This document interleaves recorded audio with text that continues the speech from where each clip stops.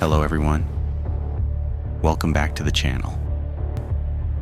Today's story takes us to Japan. It was the last weekend of the year 2000. Tokyo was preparing to welcome a new century, but in the quiet, tree-lined neighborhood of Setagaya in Setagaya Ward, something dark was about to unfold inside a modest two-story house. By the time the sun rose on New Year's Eve, 4 members of the Miyazawa family would be dead, and the killer would vanish into thin air, leaving behind a mountain of evidence, but absolutely no answers. This is the story of the Setagaya family murders, one of the most haunting unsolved crimes in Japanese history. The evening of December 30th, 2000 seemed completely ordinary. Inside the home lived 44-year-old Mikio Miyazawa, his 41-year-old wife Yasuko, their 8-year-old daughter Nina, and their 6-year-old son Rei. That night, the family shared dinner together. They ate shirataki noodles and rice with chicken and vegetables. Yasuko later called her mother Haruko, who lived next door. Nina spent some time watching television at her grandmother's house before returning home around 9:30 p.m. Everything seemed normal. At approximately 10:38 p.m., Mikio opened a password-protected business email on his computer. It would be the last confirmed activity from anyone inside the house. The next morning, New Year's Eve, Haruko became worried after repeatedly trying to contact her daughter without success. At around 10:40 a.m., she walked next door and rang the doorbell. No answer. She entered the house. What she discovered would haunt her forever. Inside, the home had become a crime scene of unimaginable brutality.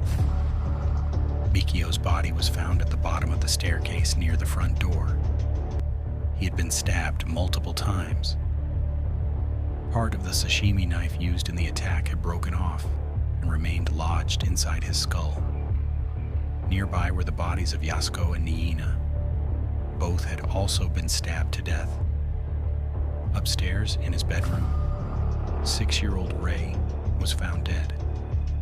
Unlike the others, he had not been stabbed. He had been strangled with bare hands. Investigators would later piece together what they believed happened that night.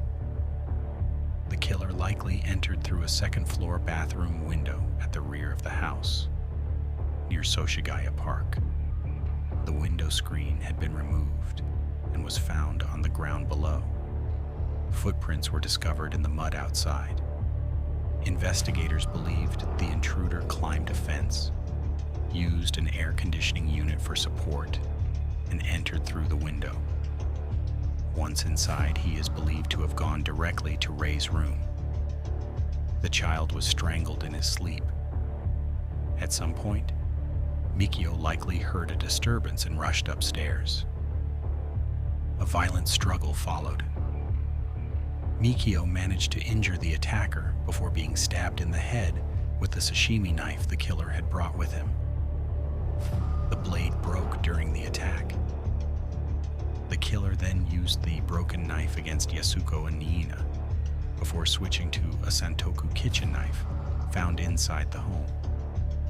And then the case takes an almost unbelievable turn. After murdering an entire family, the killer did not immediately leave. Instead, he remained inside the house for hours, possibly between 2 and 10 hours. He used the family's computer. Records later showed the computer connected to the internet between 1:18 a.m. and 1:23 a.m. after the murders. He opened the refrigerator and ate 4 ice creams. He drank bottles of barley tea. He ate a melon. He used the family's toilet and left his feces unflushed. He treated injuries he had suffered during the struggle with Mikio using the family's own first aid supplies. Some reports even suggest he slept on the sofa in the second-floor living room, as if he were completely at ease. He also searched through drawers and documents, throwing papers into the bath and toilet. He stole some cash, more than 100,000 yen. Yet strangely, he left other money behind. Then he left, but not before leaving something investigators could hardly believe. Evidence? An enormous amount of evidence. He left behind the murder weapon, a scarf, a hip bag, a shirt, a jacket, a hat, gloves, and 2 handkerchiefs. In total, investigators collected more than 12,545 pieces of evidence. Over the years, approximately 246,044 investigators have worked on the case. More than 5 million fingerprints have been examined. Roughly 1.3 million DNA comparisons have been conducted. And still, no match has ever been found. The chief investigator later said he had never seen a crime scene containing so much evidence. Usually, investigators spend countless hours searching for even the smallest clue. In this case, clues were everywhere. Yet none revealed the killer's identity. Police were able to build an incredibly detailed profile. The suspect was male. He had type A blood.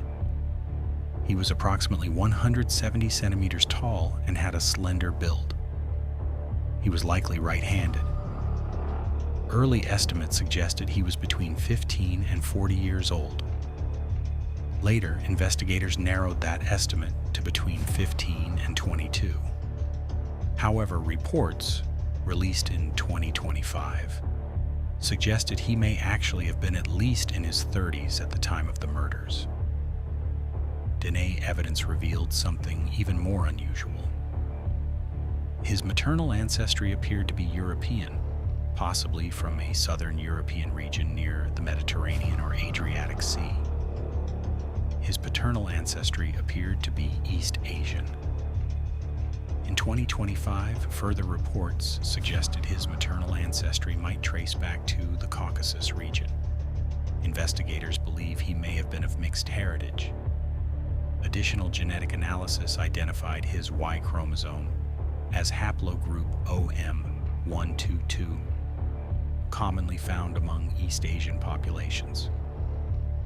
The clues continued. The shirt left behind was a limited production item. Only 130 had ever been sold. Police were able to identify only 12 of the purchasers. The sashimi knife had been purchased in Kanagawa Prefecture. The shoes were manufactured in South Korea and marketed by the British sports brand Slazenger.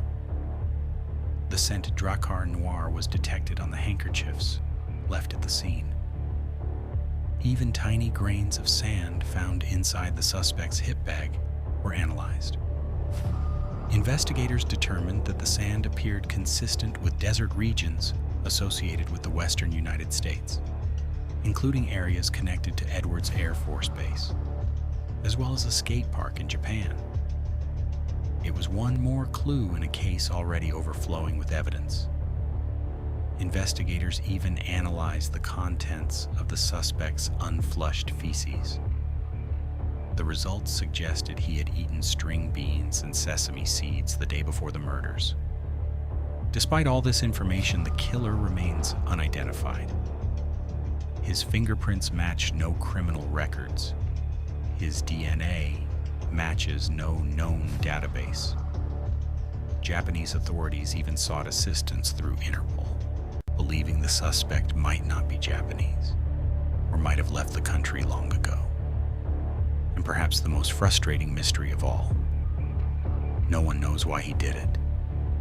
The theory of a burglary gone wrong lost credibility because significant amounts of money were left behind. Another theory suggested Mikio had argued with skateboarders in a nearby park shortly before the murders. Investigators looked into it. Nothing linked them to the crime.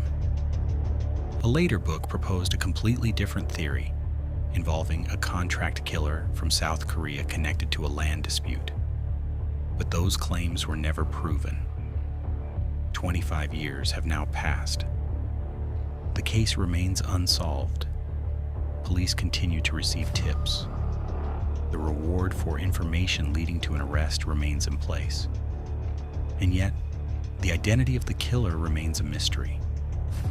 Think about that for a moment. Investigators know his DNA. They know his blood type. They know what he ate. They know the perfume he used. They know what clothes he wore. They know where his shoes came from. They even know where the sand in his bag may have originated. Everything about him is known, except his name.